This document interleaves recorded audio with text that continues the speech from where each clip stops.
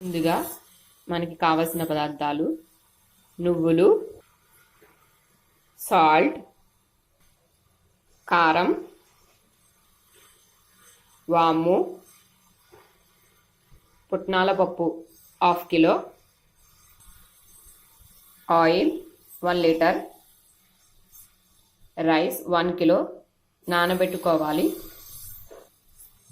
ముందుగా రైస్ని నానబెట్టుకుని తర్వాత దాన్ని పిండాడించుకుని పెట్టుకోవాలి. Rice 1 kilo. అలాగే పుట్నాల పప్పును కూడా 1/2 కిలో మిక్సీ చేసి మెత్తగా నూరి పెట్టుకోవాలి.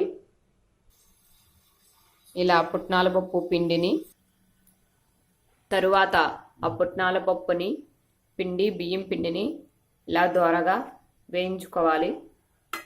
ఇలా వేయించుకోవడం వల్ల ఏంటంటే మనం ఎప్పుడైనా ఎన్ని రోజులైనా ఇలా ఈ పిండిని స్టోర్ చేసుకోవచ్చు.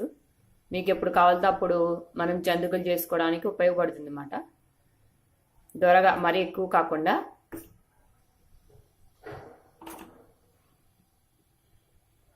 ఇలా వేయించుకోవడం వల్ల మీరు ఎప్పుడు కావాలప్పుడు చేసుకోవచ్చు. ఇప్పుడు మనం ఈ వేయించుకున్న ఈ పిండిలో పుట్నాల పప్పు బియ్యం పిండిలో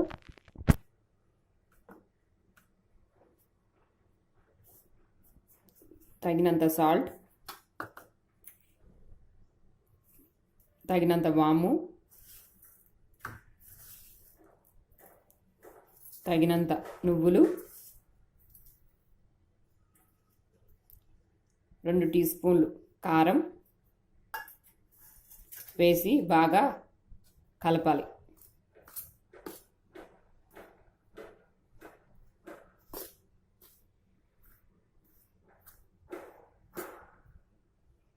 ఇప్పుడు మనం ఇందులో నీళ్లు పోసి చపాతీ పిండి ముద్దలా కలుపుకోవాలి.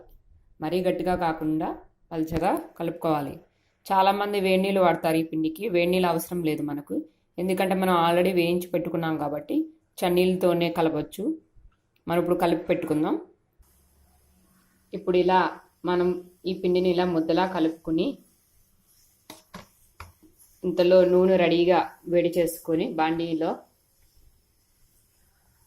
మనకి జంతికల పొడి ఉంటుందిగా అది తీసుకుని అందులో మనకి సరిపడే పిండి అంత సైజు ఇందులో వేసుకుని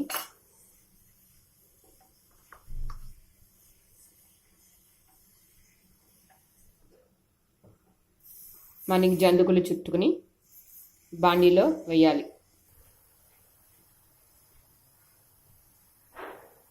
ఇలా వేయించుకోవాలి. జంతికలు రెడీ. ఎంతో టేస్టీ అయిన హెల్దీ అయిన జంతికలు రెడీ. మీరు కూడా తప్పకుండా ట్రై చేయండి.